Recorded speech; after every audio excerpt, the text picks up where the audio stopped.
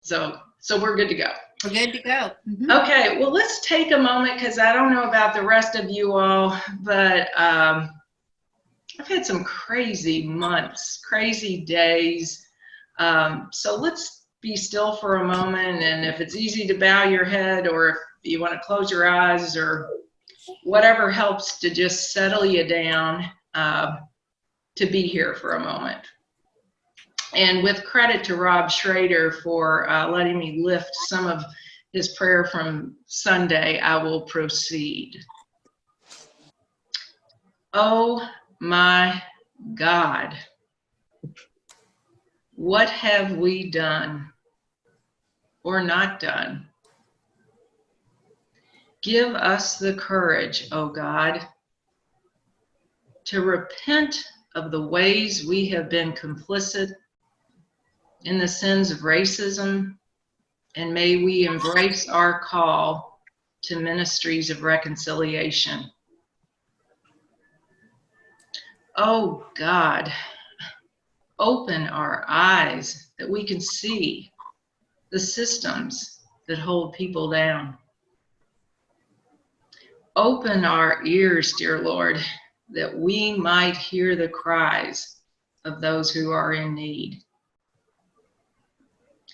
Open our hearts, God, that the pain that people are feeling and expressing would become our pain. And oh God, open our mouths that we may speak words that might be hard to say. Help us speak truth to power, and ultimately, God, help us speak words of love. Stir us from our places of complacency, embolden us beyond our fears, and let us forge the bonds of community, and let us learn tonight in new ways that we can be an instrument of your peace. Amen. Okay. So welcome. With that, we were going to go around and just introduce ourselves. And I'm Melissa Drought. I've been the facilitator of the Beargrass Chalice group for a couple years, and been a member of this church for maybe a decade or so. And so glad that we have the opportunity to address this topic. So Leslie, do you want to kind of just go around and call on people on the screen, and would that be the easiest? Okay. I'm Leslie Gohagan. I've been at Beargrass since college, and you want to say your name? You Yes. want to say your name? Yeah, I'm Ron Gohagan, and I've been there since Leslie. Okay. Gay, would you like to go next? And Leslie, you might, and you'll need to unmute yourself. Yeah. Now does it work? Yes. Good. Okay, I'm Gay Holman, and I lose track of how long I've been at Beargrass, but I came the first day that Lee came, so figure that out. How long has he been here? 24 years. Okay, I've been here 24 years, and I'm a member of the fellowship class. I don't see any other members on here. We're kind of the next to the oldest class, but I really enjoy this Chalice group. Oh, good. So. Peggy from Kentucky. Oh. Hi, I'm Peggy Hoban. I really don't know how long I've been a member, but I usually go to the 11 o'clock service. I've been going for quite a while, but I honestly don't know when I joined. So that's all. Deb. My name's Deb Rakestraw, and this is my first time at the Chalice Group discussion, so I'm happy to be here. I invited a friend from work, so I'm excited that she's here. You'll see her later, or talk to her later. She's Danielle, but I'm looking forward to hearing from everybody. And I've been going to Beargrass for, I don't know, 21, 22 years, something like that. Becky. I am Becky Mosley, and I am in the Sojourners class. I sing in the choir, and Well, that's what it's- I've been a member for 50 years. So I think I probably have everybody beat. That's Anyway, impossible. You're only like 40, right? All right. no, that's 38, but okay, I'll give you. Okay. Now it's amazing, isn't it? And I'm Warren and Shirley Cook's daughter, if that means, everybody knows them and nobody knows me. So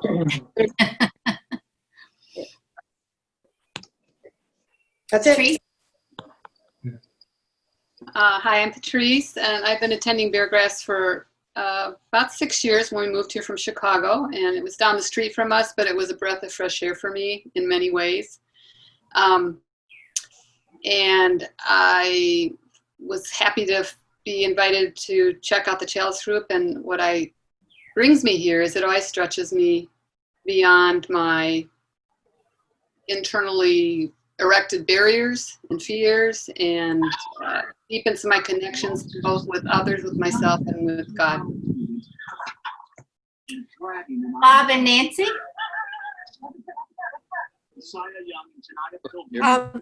I'm Nancy Cuppersmith, and I've been a member of Beargrass for about 10 years, and am someone from Genesis class. I'm Bob Golewski, and again, probably 10 years minus a month or two. I know Nancy joined before I did, and I think Gabe said fellowship. We're probably, well, I don't know whether Agape or Genesis is next in line for elderly, but Wait a minute. I'm from Agape. Let Genesis have that honor. I'm yeah, going to meet you on that one.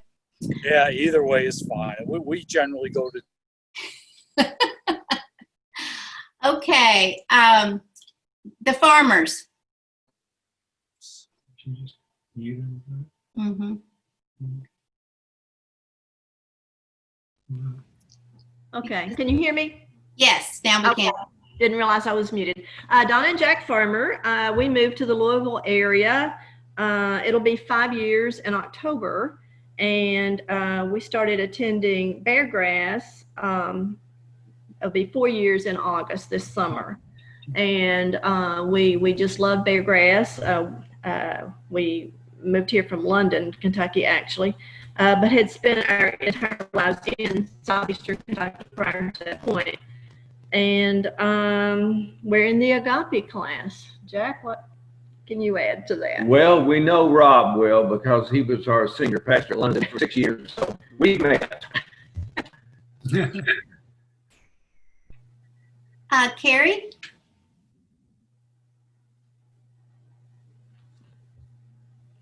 Hello. I go to the Sojourners class with Becky and Hobbs, and I play flute at the 9 o'clock service usually. I'm in the choir and bell choir. I've been at Beargrass for about 2 years, a little over. I'm originally from Minnesota, and I enjoy Beargrass very much. Glad you're here. Thank you. Judith?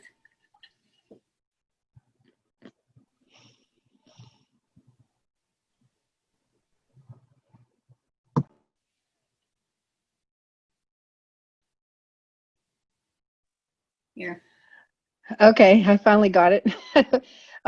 Judy Snyder, we moved here 2.5 years ago to be grandparents. My daughter Valerie, we're so excited to be close to her again. She and Jeremy and Avery live out in Taylorsville, and Valerie joined the call tonight because she wants to get in on the conversation, or at least listen to the conversation. So I've been to Beargrass for the 2.5 years we've been in town, and part of the Agape class. This is my second time coming to Chalice. Rob?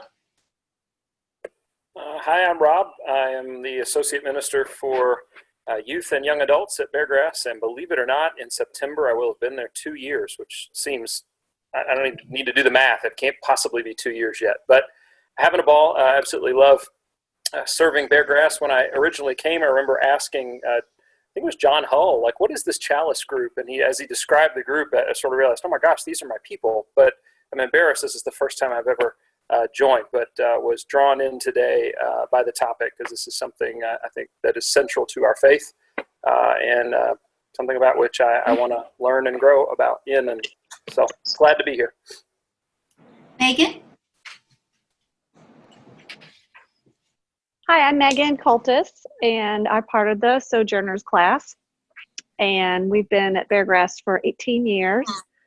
And I'm here to listen and learn. And I've been looking forward to this all day. So I'm really excited to hear everybody's thoughts and to hear from Torrance. So thank you for letting us come. Danielle?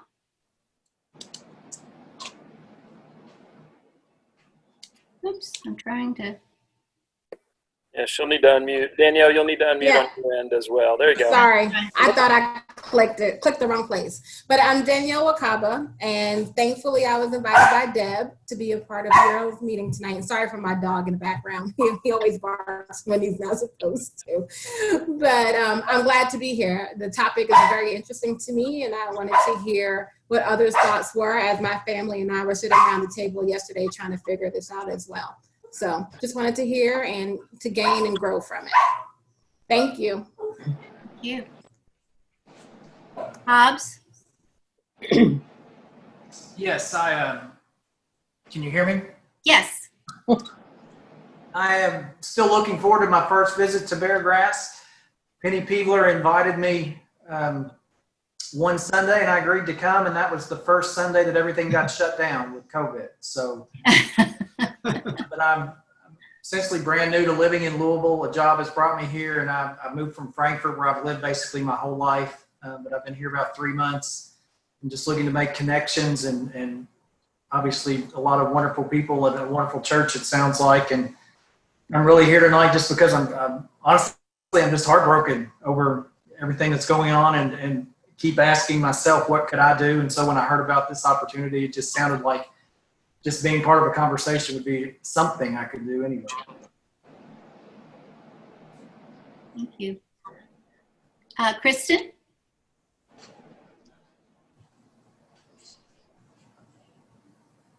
Did you mean Christy, or is it Christine? Christine? Sorry. Yes. Yeah, that's okay. No, I'm on my cell phone, so it's hard to do it on this. I just got home from work. I was introduced, or I came to Beargrass in 2011 with a support group. So after, I guess in 2019, I went on the Guatemala trip, and after doing some of the outreach and doing Fed with Faith, I joined in November. So I've been wanting to get more active, and so I think it was a little God whisper that I got this email for this meeting tonight, because it fits perfectly into what I do in my daily life. So I'm thankful. Hey, Christy. Oh, Good hey, to see you. Sarah? Hey, Sarah. Sarah, do you want to go next? Oh, sorry. I had to take a work call, so I actually don't know what we're doing. Okay, we're just say who you are, how you're Okay. Beargrass, and just, Okay, so I was at Beargrass, I don't know, 5 years, maybe 4 years. And then I just moved to California in November. So what's bad is that I can't get up early enough to watch church with everybody else. But this fits in my schedule, which is good. Dorsey? Hi, I'm Dorsey Livers. I'm actually a member of the First Christian Church in Bardstown, but I do have some Beargrass connections with my daughter Kelly Dick and my son-in-law Jay, and my son Ben Livers, and his fiancee Katie Dyke. So I do have a lot of connections, and of course Rob. I appreciate y'all letting me invade your Sunday school class. But I saw the topic and I was just really excited because I have been struggling and just very unsettled on what can I do besides just Facebooking and social media. I've got to make a stand. I'm an elder at our church, so I'm hoping to take something back to share with others. Hey, Dorsey, this is Torrance. And I didn't want to interrupt anybody, but when you mentioned who your son was, Okay. It's a small world. I went to high school with his fiancee, Katie. Okay. And my wife her younger sister, who's now engaged to Sam Mullen, is very good friends with Ben Livers. How about that? So just thought I'd throw that out there. Well, isn't that a small world? Well, thanks for sharing that. My kids get me in all kinds of trouble. Denise? Denise? Yes, sorry about that. Hi, my dog's barking. There's a dog daring to walk in front of our house right now. Can you all hear me okay? Yes. Okay. I'm Denise Hatfield, and I've been at Beargrass since just before Lee arrived. We started at Beargrass in October, and he started, I believe, in January, and we were his first new members. So I was really interested in the topic, and I'm a part of Sojourners. So thanks for hosting us. Audrey? Hi, everyone. My name is Audrey Rowling, and I have been a member at Beargrass since we moved to Louisville in 2005, so I guess that's 15 years. I go to the 9 o'clock service, and I'm a member of the Grace class, so I'm really glad to see Sarah. I know I'm not the only one that misses her, but it's great to see her face. And I've never attended a Chalice group meeting, but this topic is just so compelling for me. I'm here to listen and learn and hopefully channel some of that into action. I thought I understood this, but the last 2 weeks have taught me that I have a long way to go. So looking forward to it. Valerie? She's putting the baby to bed. She wanted a little text when all the introductions were done. Okay, great. Saving the best for last. Torrance, I think I have everyone, hopefully, except for Torrance. All right. Hey, guys. First of all, I want to thank you all for inviting me to be a part of this. I didn't know that putting a video up to kind of as my way of trying to help with some understanding to kind of unite people was going to kind of move as quickly as it did. But I appreciate being a part of this. Two things I want to say before I start to introduce myself is Sarah. We went to college at the same time, and so I already knew her, and we've been friends for a very long time. And then Audrey probably doesn't remember me, but I was a co-op at Brown-Forman like 10 years ago, and we sat in on the same meetings. I was the person that was on the Microsoft Visio, putting things together for you. You just gave me a total flashback. I didn't recognize your name out of context. I apologize, but I remember sitting in a meeting with you and you were presenting a swim lane chart to me. Yeah. I was also probably 90 pounds heavier at that point too. So there's that. Good to see you. Yeah, good to see you as well. Yes, obviously I'm Torrance Williams. I grew up here in Smoketown in Louisville, which is right next to Germantown, Highlands, kind of that area. Fun fact, it was until about 5 or 6 years ago, it was the oldest, mostly African-American neighborhood in Louisville. I am an industrial engineer, graduated from Speed School at University of Louisville. And also the question in Louisville, where'd you go to high school? I went to DuPont Manual. And now I live in Richlawn, which is right across the street from Beargrass Christian. My wife and I moved here about 2.5 years ago. We recently got a puppy here in the quarantine. But I don't know if I should go into the other in-depth stuff this time right now, Melissa, or what would you like to do? There you go. Well, how cosmic this is that I learned about Torrance from a high school friend. My high school debate team partner had a post up, and her sons grew up with Torrance. And after I watched the video, I was like, I've got to connect with this guy. And this is exactly something our Chalice group would like to do. And I don't know if you all have had a chance to watch his video yet, but just comes from the heart, very sincere. And so then I had a phone call with him, and after the phone call, I thought, oh, this guy is special, and we need him to just talk to us, because I think some of us, we want to do something, but we don't know what to do. And so I thank you for being here. So I was having a little trouble hearing you, so if you can speak up, that would be great. And then I was going to let you go ahead and review your 3 points that you had in the video. I think that'd be a good starting off point in how you and I talked about how you're kind of the guy that some of your white friends go to and feel comfortable with. So I thought that was interesting as well. So would that be a good place to start? Yeah, I think it would be. Can you guys hear me a little bit better now? If I speak up a little bit more. Okay. So I guess to give you a more in-depth view of my background and kind of what sparked the video, a lot of what's going on right now is because of systemic racism and things that have been plaguing the Black community for decades. When we talk about the cycles of incarceration, the cycles of poverty, the cycles of low education, I mean, the list goes on. And I've been affected by all of those. I grew up in Smoketown, as I told you, and I was raised by my grandmother.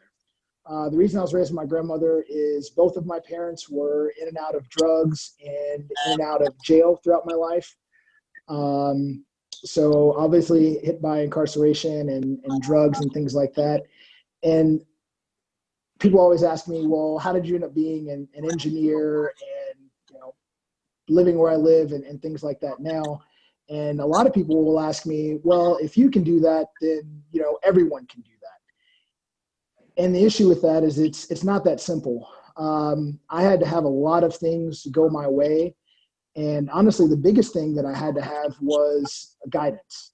And unfortunately, that is something that that is lacking in not just the Black community, but low-income communities as well. And today, it's mostly because of incarceration and drugs and things like that as well. You unfortunately get broken families, like I unfortunately got hit with as well. And I don't know if you guys have seen the 13th documentary by Ava DuVernay, but I mean, when you're looking at Black people making up 13% of the population, yet we are 40% of the jail population, you know, that's indicative of a problem. But I'll go back to the guidance thing. The one thing that a lot of my friends in the neighborhood that I grew up in were missing was having that guidance. I don't know why or where my grandmother learned things that she learned in order to instill the values and importance of education on me. But she was my rock, and she was the one that made sure that I stayed out of trouble. The day that I graduated college was one of the best days of my life. And I still remember that day like it was yesterday, and that was about getting close to 10 years ago now. But anyway, I've always had to be representative of being a Black person in a mostly white space. Going to Manual High School, I was in a math, science, technology program, and minorities are underrepresented in STEM fields.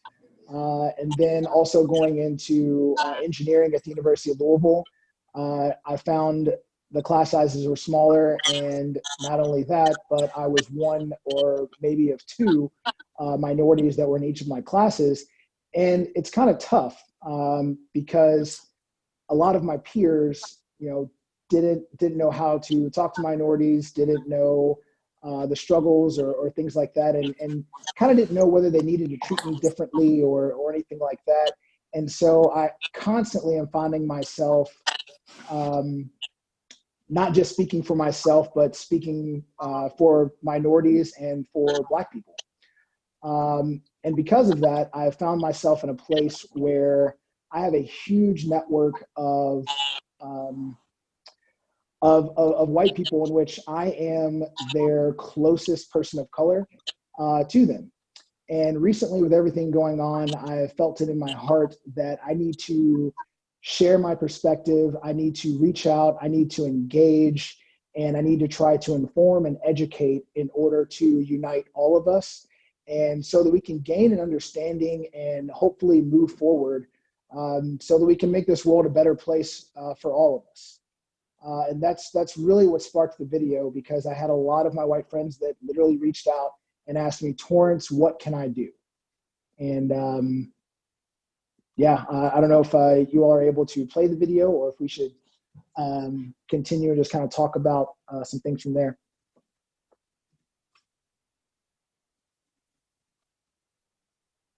Melissa?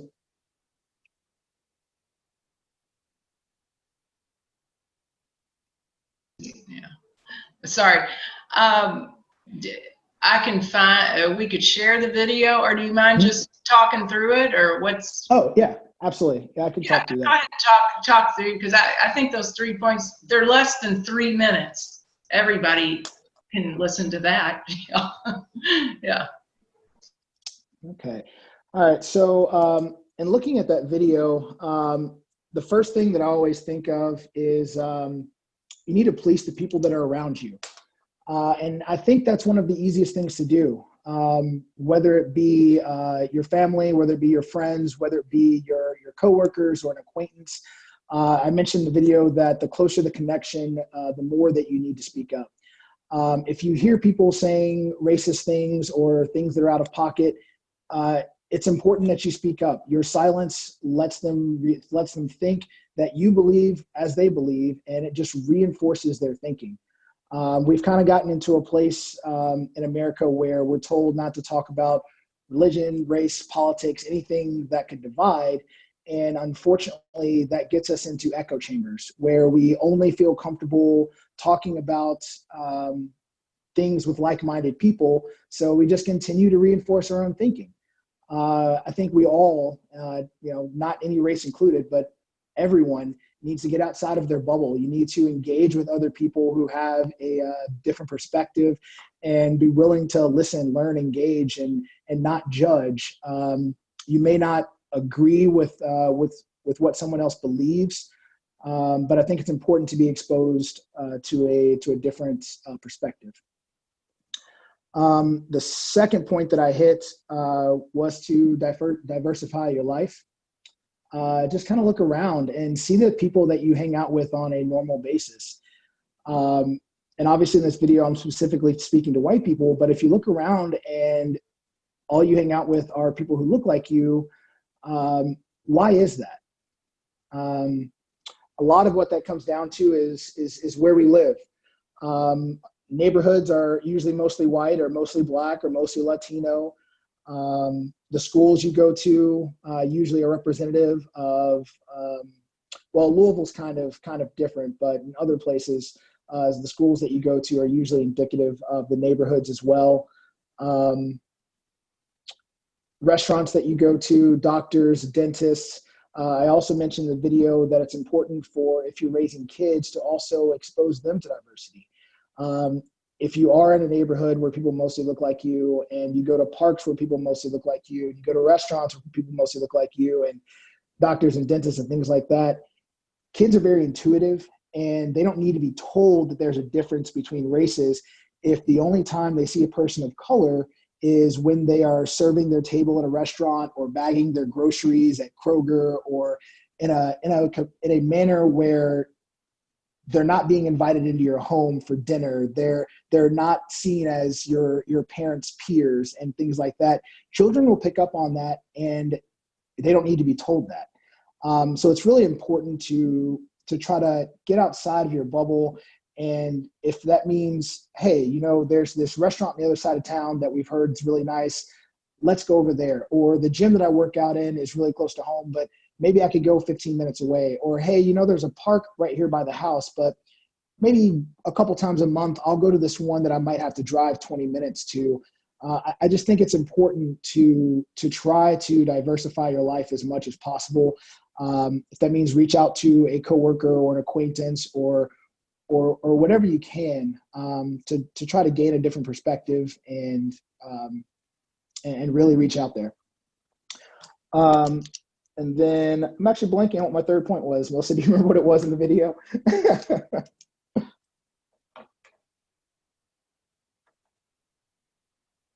Oh.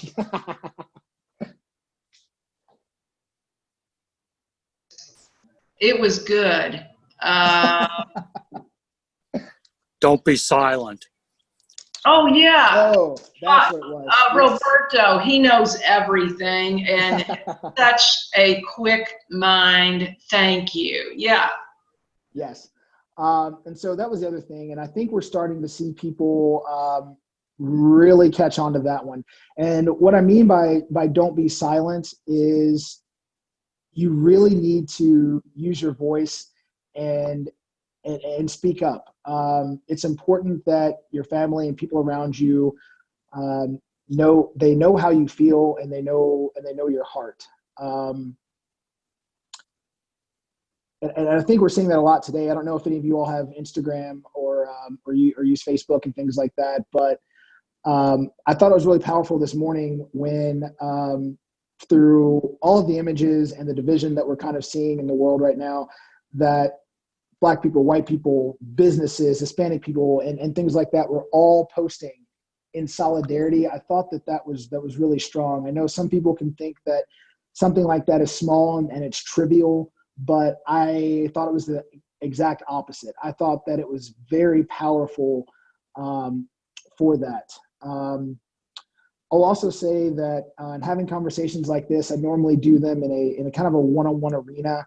I know that a lot of people that think differently than I do, or just looking for that education component, really enjoy doing it in a smaller one-on-one arena. So this is kind of different, but we'll see how it goes. I will say that I've been happy with a lot of my friends who have reached out to me and have had these tough conversations and have really been willing to learn and engage and challenge me as I challenge them as we talk through some really tough things. And the beautiful thing about it is I've had so many of my white friends who will say, hey, at the office today, we were having the Colin Kaepernick debate, and they were all bashing him and talking some other stuff. And I just felt that I needed to speak up, and I talked, and how happy my friend was who then texted me and called me that night and said, I don't really find myself as, and I'm not trying to get political or anything like that, I don't really see myself as a liberal or anything like that, but they're calling me the liberal of the office and blah, blah, blah, just because I was speaking up, for race relations and things like that. And it kind of made me smile, especially knowing the background that my friend comes from, with him not being very tolerant when we met in college. We'll say that. So yeah, I don't know if you had any questions or specific ways that you wanted to move the conversation. Oh, you're still on mute. I know. Oh, you're back on mute. There we go. Okay, good. One I wanted to ask you is there have been some recent articles, and then I had read Austin Channing Brown's book, I'm Still Here, and she talked about how exhausting it is to be Black in America. And because, do you get exhausted with old white women like me asking you to tell us what to do? Or how can we make your life less exhausting? Or are there things that you're like, oh, whatever. And as a white person, I know I've had embarrassing moments where I have appreciated a Black person coming in to me, and it was out of my naivete. I said something really stupid and did not mean to, but I was so grateful that they did. And wow, it schooled me. So I'm curious your take on that. Like, one, how exhausting is it? Or do you feel like you're always having to babysit your white friends so that they can be better people? I don't know. I'll say that I really wasn't as conscious about my place in the world until I was about 25, and I'm 31 now. but it's like, as I reflect on things growing up and always being considered the white black guy because of the way that I speak and the way that I act and things like that. I don't fit your stereotypical idea of what a black male is that's portrayed by the media and whatever else. And I really, I kind of embraced it through college and things like that. And as I kind of got in the corporate world and other spaces, I kind of realized that a lot of white people see me as not fitting in the square hole, square peg of what they perceive to be black. And so since I wasn't that, what they saw me was as an exception. They saw me as essentially white and someone that they could think of as just one of them. And while at face value that may not seem to be a bad thing, I think it is very detrimental to understanding race, and especially understanding the things that are going on today, because I'm not an exception. If I get pulled over by the cops, they don't see me as, oh, there's like 500 or 600 white people that know me as the black white guy. Like, no, it's cool. Like, this is just, fake skin. Like, no. I'm really a white guy. Like, can I just keep going? That doesn't happen. And so being called the black white guy, really stops when I walk out on the street. I run around Richland here and things like that. And I am a commissioner on the board here. It's a very small city, but I'm pretty sure that I am in an interracial marriage. My wife is white, but I'm pretty sure that I might be the only minority homeowner here. And so when the Ahmaud Arbery thing came out, I can't tell you how much that hit me. And I know I might be getting a little off topic right now, but I run around this neighborhood all the time. And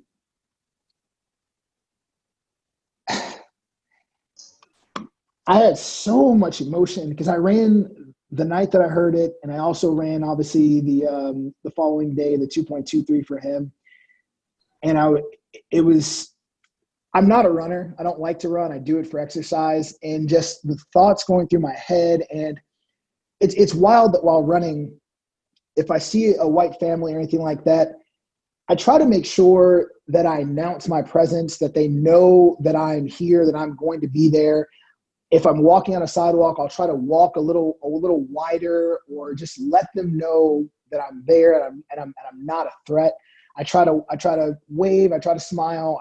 I try to do anything that I can to make my blackness seem less threatening. And honestly, it's gotten to a point now where I do it subconsciously. So much so there's a half-mile track on the other side of Beechwood Village that I'll run around, and it's kind of small and it's kind of a wooded area. It's a little park and things like that. And I worry that I am making others afraid of me when I'm running around through there, because it is such a small area. And maybe if something happened or whatever else, like you just don't know. And these are just not things that, if you're not black or you're not a person of color, these are not things that you have to think of. And that's, that's why you. Oh, you muted again. Sorry. And that's part of my question is your life. It sounds exhausting. And it's funny, when you messaged me back this afternoon and you said you had to get a run in before the meeting, and I was like, oh, be careful. Yeah. And I don't say that to my son, but his two roommates I worry about, because they look like you. And that's a huge and terrible thing, I think. So I want to let other people ask questions or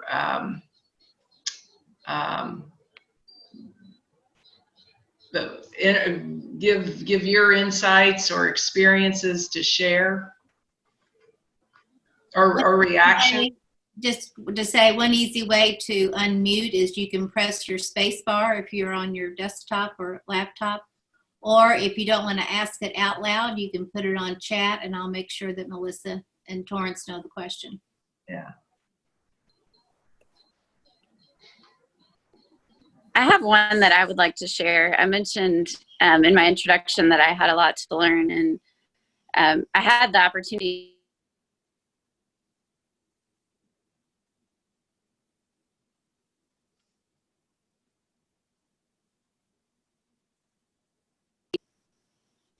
Was I muted for long? Yeah. Yeah, most of it. Oh, okay. Sorry. I was just going to say, one of the things that I am just reflecting on, and I mentioned in my introduction that I had so much to learn. I've participated in quite a bit of diversity training, mostly at Brown-Forman.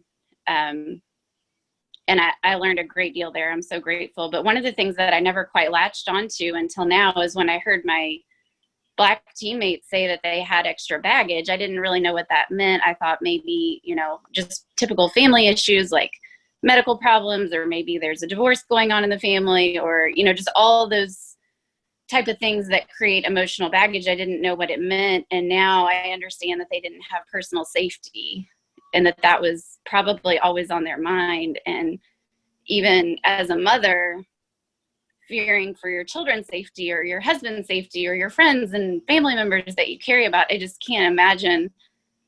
And to me, that's the overwhelming part of the privilege, is that I don't have that. And it hurts my heart that other people have to carry that around all the time.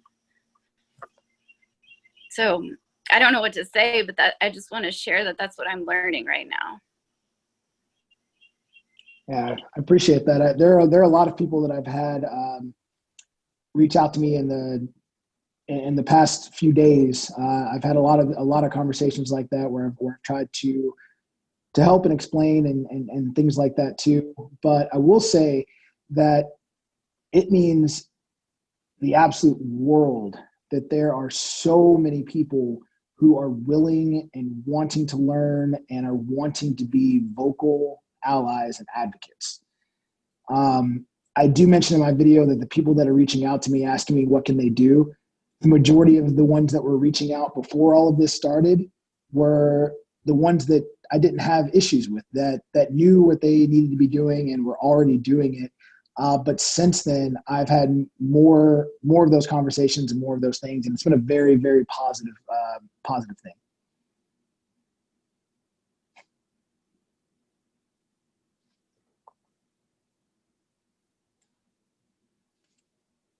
Anyone else have a question? Yeah, I think it was Gay. You want to unmute? Yeah. I'm unmuted now. Okay. I had a question. I don't know how to word it exactly. Being the oldest one here, I kind of feel like we've been here and done that at some point, right after the civil rights movement. And we talked ourselves to death and didn't get any place. And I'm a sociologist, and one of the famous sociological studies shows that people gather they gather insights of each other by doing tasks together.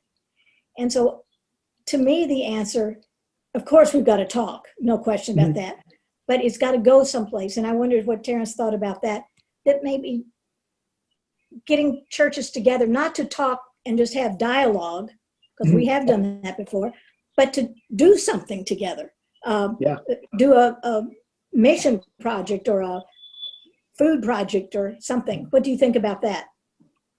No, I think that sounds great. You're right. Conversations and dialogue are really only one part of that. I think they are a very important part, but they are only one part of that. I think that if people were able to get together in a positive way and maybe do community cleanups or whatever that is in order to work together and work on projects, because it is important that you do tasks together, that you are working side by side, that you understand that just because someone looks different than you, that things really aren't that different. one question I like to pose to people, because as a person of color, this happens to me all the time, is how often or when was the last time that you were in a space where you were the minority? And if you haven't been in a space like that, how would you feel being in a space like that?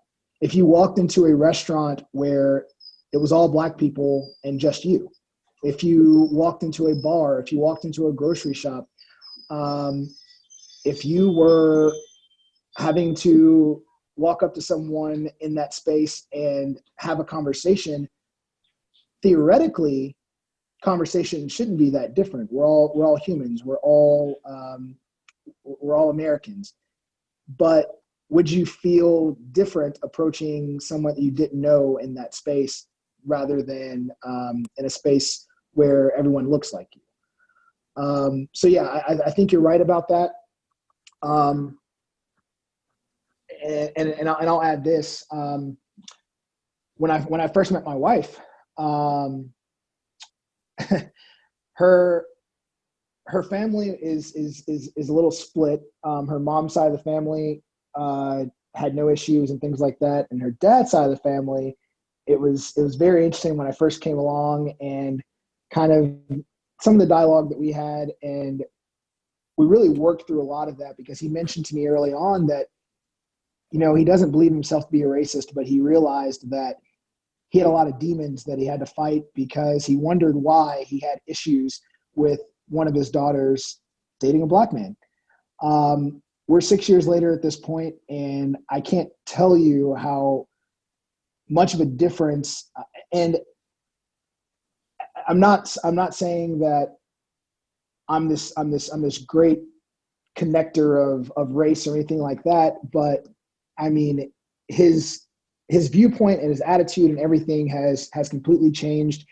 And the events that are going on right now, I'm having so many more deeper conversations with the cousins of her family and the nieces, the nephews, the aunts, the uncles.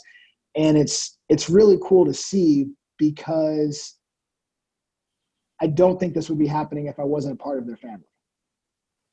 And so it's great to see that a lot of people are reaching out now.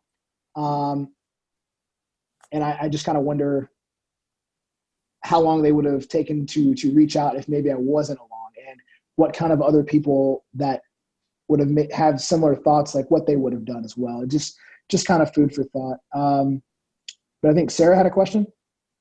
Yeah, I actually wanted to share a story. So there was, I moved to Germantown, and when I moved, I needed to renew my driver's license. And it just so happened that day that I was going to do that and, took off from work, I decided to look up the closest one to me, to my house, which was actually the DMV in the West End.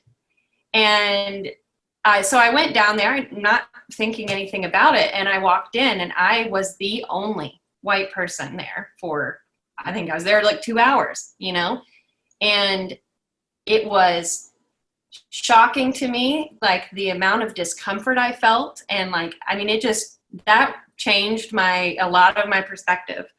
And I, like you were saying, I started challenging myself, to be uncomfortable and question why I was uncomfortable, and start to, think of this and, watching people as people, and starting to just challenge the fact that, this in reverse is what, a lot of Black Americans feel every day, all the time. So that's kind of one of those, everybody can renew their driver's license wherever they please. So it's one of those interesting things you can go and do. But that started, having me think, and I started to reach out to more of my neighbors of color in Germantown and, build that community, because a lot of these communities that are transitioning, like Germantown, Smoketown, Paristown, I think too, there's a lot of discord between the different groups, right? You've got kind of the younger people coming in, and then the people who have been there for a long time, and just interesting to really meet your neighbors and build relationships. So, yeah. Awesome. I think Christine has a question. Actually, I was going to share my an experience. I've always hung out with a real diverse group, and I guess it's because of being in nursing and being just around so many different coworkers. But I did home health for years downtown when I first moved here, and I guess it was a couple years ago. The area that I went to, I was familiar with it, but not totally, and I got lost in a courtyard. And when I got inside, you know, I was surrounded by the 4 buildings, couldn't figure out which apartment to go to, and there was a whole bunch of people hanging out in the courtyard, and I was the only white person there in my nursing uniform. And I can remember feeling very anxious and my heart racing, and I got on my phone to call, so I would think that they would think I was a business person and looking real professional, and I proceeded to leave because I didn't know where I was. But I went back the next day, and I don't know why I felt that way I did that day, because like I said, I go to that particular area all the time. But the next day I went and I felt more confident, and I addressed everybody with a smile on my face and everything. And I got to be friends with a lot of people in that community, and I helped them. And I think sometimes, though, the nursing uniform, I look at like an ally, and I'm advocating for them as opposed to, you know, what are you doing here in my neighborhood? But my initial response, though, that first day was, I don't feel comfortable because I'm in their neighborhood. I'm not, you know, I don't belong. But Deb, you can probably remember this down at Centerstone or 7 Counties downtown on Magazine Street. Friday nights, Cynthia had Zoom classes, and I went down there every Friday night, and then we would go out to eat afterwards. I mean, I just embraced it. I just really enjoy everyone that I hang out with. So it's been a great experience for me and learning the city and just getting to know everybody down there. They've all become great mentors and mother figures, and I really enjoy it. That's all I have to say. Donna? Okay, I was going to speak to the sometimes being the only white person in a whole school. I had the opportunity in 2005 to begin working for Southern Regional Education Board out of Atlanta, and many of our schools were in the Deep South. And one of my first assignments in 2005, 2006 was in Memphis, the 10 worst high schools in Memphis, and worst performing, let's put it that way. And my director, you know, he said to me, are you going to be okay doing this? Knowing that I had never really worked with any racial diversity before. In southeastern Kentucky, we're all pretty much white for the most part. And my comment was, you know, mathematics is mathematics, education is education, kids are kids, teachers are teachers. I think we'll be okay. And indeed, that always turned out to be the case once my teachers and principals realized that we were all on the same page of trying to improve education for the students and caring about the students. But, you know, it's the idea of action speaking louder than words. You can talk forever, but unless you're in there actually working with folks and talking with them and being co-workers and respect to each other, I think that is just vital. So I had these experiences in Memphis and Baltimore, Atlanta, Little Rock, most recently in Mississippi. And at some point, I'll share with our group some of the extreme poverty that I encountered, particularly in Mississippi, and some very affluent, primarily all Black communities. So it was a great experience for me for the last 12 years of my career. Valerie has a question.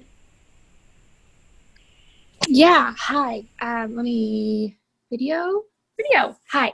Hey. Okay, so I was wondering, I am very new to this conversation and very new to the awareness of my privilege and everything. And I know that that is the conversation that's been going on all over the news, all over social media, is bringing awareness. But my question is, what do we do moving forward?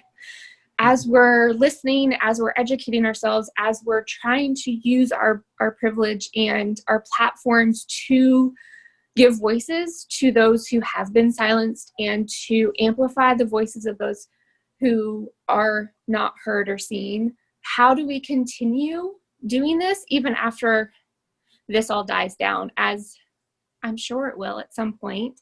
How do we continue being an ally or becoming an ally or being somebody who doesn't continue being silent moving forward? Does that make sense? Yeah, no, absolutely. No, like I said earlier, I just think that if you continue to make sure that the people around you are making sure that they are not using racist statements, slurs, whatever else, make sure that that does not happen in your presence. Also, I think that if you try to go out and get involved in minority spaces in a positive manner, in order to diversify your life and to also help those communities with your time, your money, your energy, and things like that in a way that is respectful to them, I think that that is also important. Go ahead. With that one, is there a way to do that and come across genuine? Like, I don't want to come into those communities and have them just think, oh, here's another white girl checking her black box. Like, how do I approach that with a genuine, come across genuinely? Yeah, no, I definitely understand that. I think that with you guys being a part of a church, I think that it's really easy to try to reach out to a predominantly Black church in those communities. I used to go to Bates when I lived down in Smoketown, and I know that they do a lot with the community and are always looking for volunteers and they can help with ways to get involved. I know two of the people that are running for Metro Council in District 4 right now, which is the one that I used to be in, Corey Arthur and Daryl Young. They both are always posting things on their platform about ways to get involved. And I mean, so you can not just diversify your life, you can also diversify your social media feed. Try to find these people that are always looking for volunteers. You can also serve on boards for nonprofits that are helping those areas as well. I currently serve on the Young Professionals Board for the Nativity Academy, which is downtown. That is a private Catholic middle school for underprivileged youth. They've been around for about 15 or 16 years or so, and they're absolutely free. And I think they have about 100 or 110 students there now. And they stick with them even through graduation from the middle school. And the majority of them will get aid in order to go to Trinity or St. X or Sacred Heart, Assumption, schools like that. And then also to through graduation there, if they decide to go to a place of higher learning. So the Nativity Academy boasts a 98% high school graduation rate from students that go through their middle school program and that they stay connected with. For that demographic, it is normally 69% compared to 86% for the white demographic. So they are doing a lot of good work there. That kind of one main point that I wanted to make, is I don't know how much more time we have, is that kind of rolls into education. And honestly, I think that is the biggest key and the way that we are going to move forward. When I look back on what was important in the way that my grandmother raised me, is she cut down on my idle time. It's really, really difficult in a low-income neighborhood to kind of stay away from people and things that you should not be with. My grandmother was very strict, being by the street lights. She was also a police dispatcher for over a decade. And so her biggest fear was having a call come through about a young black male, and her being worried about whether or not I was a part of that. So if I didn't always let her know where I was and who I was with, I was in trouble. That was not just for my own safety, but it was also to keep her from having a heart attack. But she cut down on my idle time, and she stressed education. I don't know if any of you all have read Malcolm Gladwell's book, Outliers, but he really dives in and talks about, sure, you've got intelligence, but how much does having more intelligence really affect success? And he came to understanding that at some point, intelligence only gets you so far, but having the opportunities at a young age and younger in life is really what capitalizes on that intelligence. And so they did a study, and they found out that in kindergarten and first grade, low-income students actually outperform high-income students when it comes to schools and things like that too. And as they continued this study, they realized that in second grade and third grade, the low-income students were falling behind at an alarming rate. And the reasons for that come into play when summers hit. A lot of high-income students are going into summer programs, and they are keeping their minds engaged. They are reading books. They are having to do extra work and things like that too. And unfortunately, low-income communities, it happens that they don't always stress education in those idle times in the summers. And so if they had the opportunities to do that, we would see a level growth in that education. I don't know if you all are familiar with the I Promise School that LeBron James put in Akron, Ohio, but I think that is something that that should be done in every low-income community around the U.S. I think that we have to strategically say we have failed these communities for far too long, and we have to absolutely and intentionally address. Oops. You're muted. Am I good? You're good. Okay. He addresses the entire family. How long was I muted for? Just about 5-10 seconds. Okay, sorry. Yeah. So LeBron James's I Promise School, he doesn't just address the students. He also addresses the families. So if you need job training, if you need job placement, if you need resume building, if you need interview skills, we allow that, or we will help you there. And if it's in their community, they don't have to worry about transportation. They should be able to walk there or get there with public transportation. And they also allow daycare. So a lot of the reasons that these things are available now, but they may be across town from the communities that these people are in, or they might not be able to find childcare. LeBron James' school actually provides childcare while the adults are in these classes and meetings and things like that, so that they're able to keep up with it and advance. And I just think that it's absolutely phenomenal. I assume that the price for that is through the roof, but I think that we would find out that it would be absolutely worth it, especially if we are able to keep these kids that are in low income out of jail and instead putting them into college or into higher earning careers where they're becoming taxpayers, and instead of costing taxpayers money by having to put them in incarceration. So that's my soapbox on that. The only other thing yes. One of the things I saw when Jay was in Shawnee is that,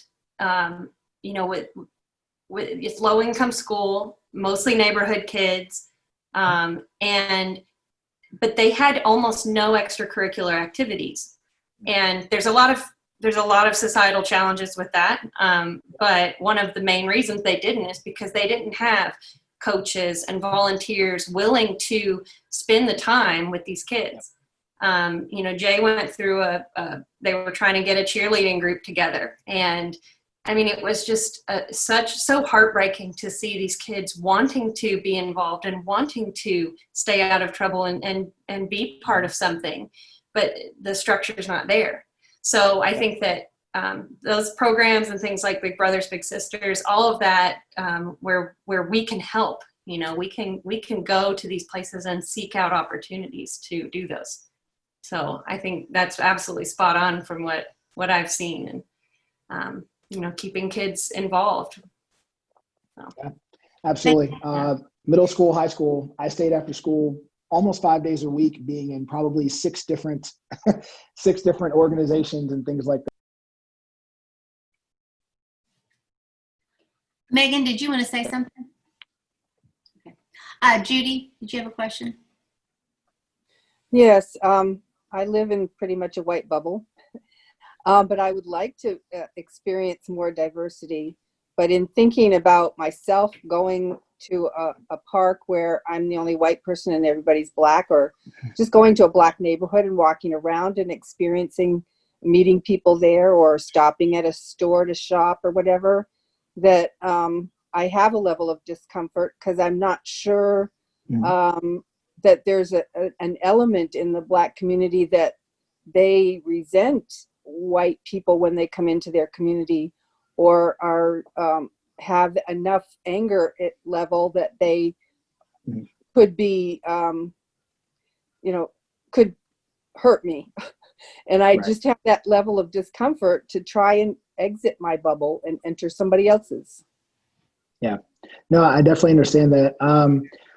I honestly think that that being a part of a church and trying to reach out to another church for activities, for understanding, for ways to join hands and work on initiatives or volunteer work is a good place to start for something like that. I mean, it could be something as simple as trying to start a card club or something like that. There's a game that you guys like to play, or starting a book club or something like that. A way for you to build a bridge between your church community and a church community of color, with the full notion of, hey, we want to learn, we want interaction, we want to unify, and we think that this is a good idea. And I don't think that's a bad idea to maybe approach and see if that's maybe a good place to start. Like I said, there are a lot of nonprofits that you could also work with. I'll plug the Nativity Academy again. They have after school activities that they're always looking for volunteers to lead for 6 weeks at a time. It's usually 2 hours a day that these kids will stay after, whether it's quick recall or somebody likes to do mock trial, or if there's a book that you want to lead them through, or learning a foreign language or something like that. If there's any skills that you have that you would like to plug in, I think that would also be a good connection. I would just like to echo what you said, Torrance, and Judy. I relate to what you're saying too. It just would be so cool if we could have a sister church with common goals of supporting their community and getting to know each other and to build relationship, whether it's a card game or putting in a community garden, whatever it is, but that there's a structure in place where we can do it not alone. Mm-hmm. And I think that would be just such a powerful thing for the church, the people that are people of faith, to model to everything around in that community. I just think that would be absolutely awesome, and I would love to participate in something like that.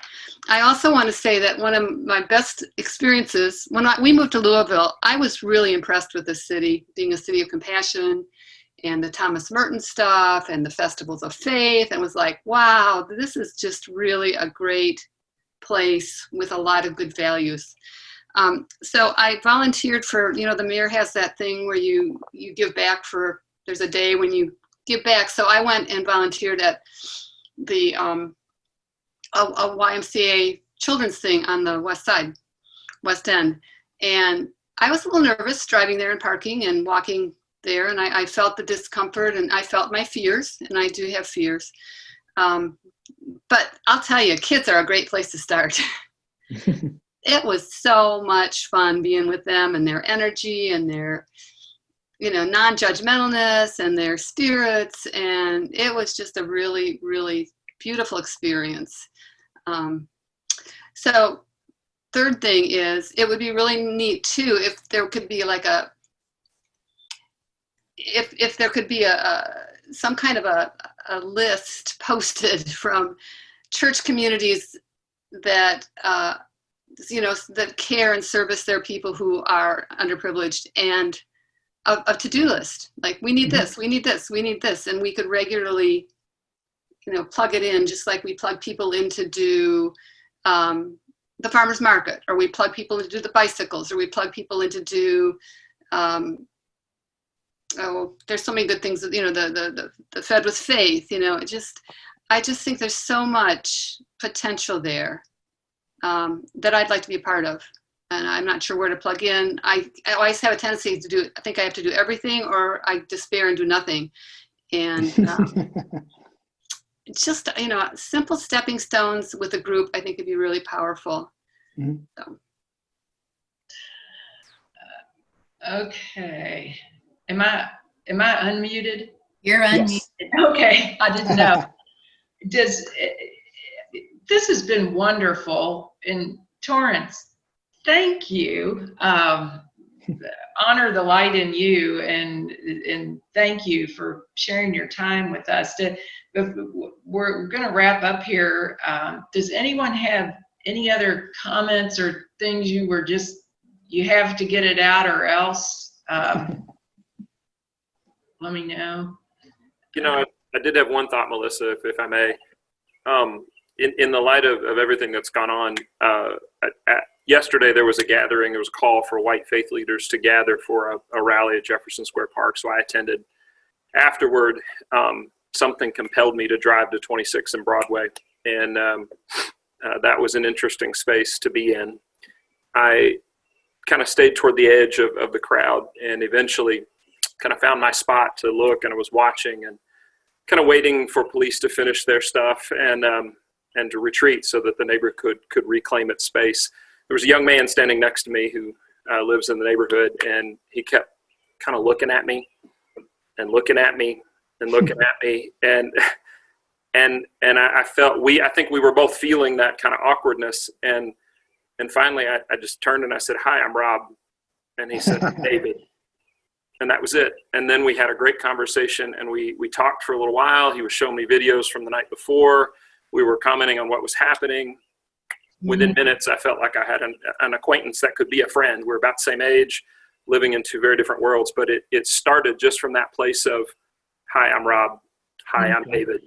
And that was it. There was no threat, no fear. He said, "Are you a reporter?" And I said, "No, sir, I'm a minister." And he said, "Okay, good, you're fine." So I don't know if the minister card carried in that setting or what, but I just I hear Judy, I hear, your comment about, "Hey, I'm nervous about this." And I was nervous. It was very much, I have very rarely been to the Russell neighborhood, though I've lived in Louisville most of my life. Mom taught at Louisville Central, so 16th was about as far west as I usually got growing up.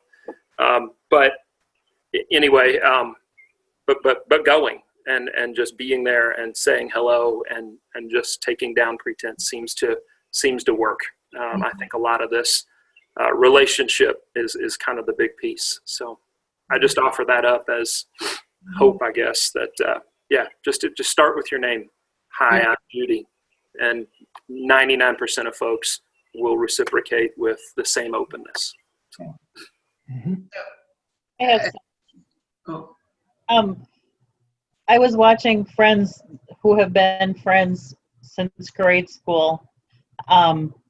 Michelle, Rochelle, and their sister came from Trinidad. They were adopted up here. And Michelle lived in the 3rd district or 3rd precinct of Minneapolis for a while. Remember, I'm from Minnesota.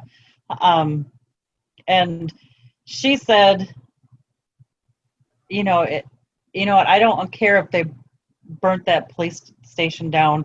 There was a bunch of rotten cops in there, blah, blah, blah. She goes, I don't like the other rioting and stuff. But I saw my other friends starting to like attack her. And I'm like, you guys, grace. Right now is a time people are trying to heal. They might be saying stuff that they don't mean, that exactly, but this is a space we need to give grace and let people vent in a safe space. I mean, and this is on Facebook, of course, but just calling it out when you see it. Say, stop. Michelle has a right. She grew up with this, the racism, to be able to vent honestly and to be in a safe, Facebook usually isn't safe, but like somebody, I felt needed to say, you know what, enough, just a little bit of grace goes a long way.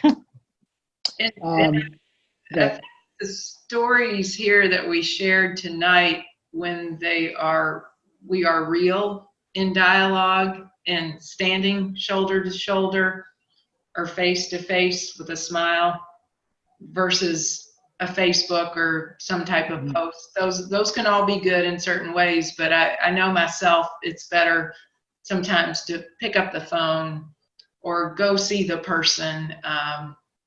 And it sounds like I hope all of us can walk away tonight feeling like I can do 1 or 2 things better than before we had this call. I don't know if you feel that way or not, but I sort of do. Do you? Yes, no, maybe. Yeah. So and I don't, Leslie, is there anything else in there we need to address from the chat room or anything? Or I was going to wrap up with a prayer. Or Torrance, do you want any final words? I think the only thing else that I'll say,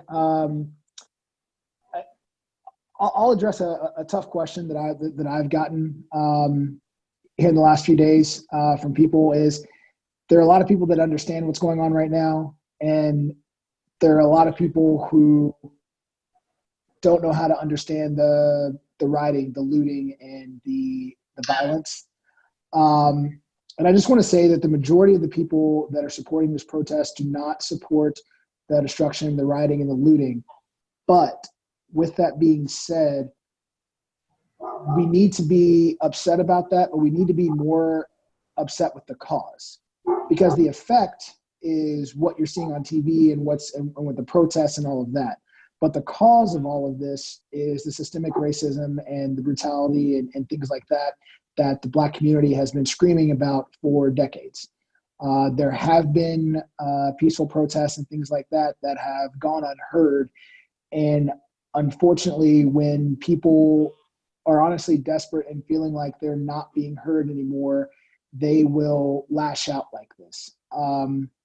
Think of children. I was as a child, I had lots of trauma. I had a lot of dealing with why my parents aren't here, dealing with so many different things, and I had a counselor. But children will lash out. I used to get in fights. I was a very violent child. Where that went, I don't know. Maybe I processed all of it, but people will lash out when they're hurt, when they're hurting. And I think that's what we're seeing right now. I think we're seeing a lot of people's trauma coming out because they don't know another way, especially with a lot of these young kids that are out here doing things. They're angry and they don't know how to express it.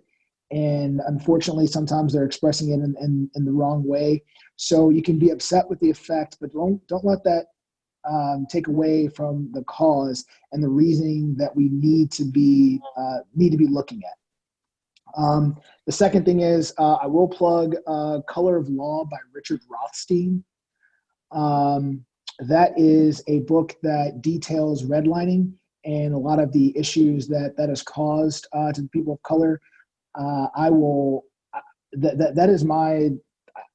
It is my belief that is why people of color are feeling the cycles of incarceration, low education, poverty, all of those things, is because when you put it all in a pot and you strategically make the ghettos and you force these people together, that is how we got the rise of gangs. You're going to have higher crime when there are lower resources and things like that too. And we really just put it in a pot, and we didn't let them leave the ghettos. We gave them barriers, and we didn't let them access capital to get houses and to build wealth. And so in the same way that you can build generational wealth, and when I say we, I mean the United States, the federal government built the ghettos and they built generational poverty for these people. But yes, the book again is Color of Law, and it's by Richard Rothstein. And one second, Matt, will you hand me that book?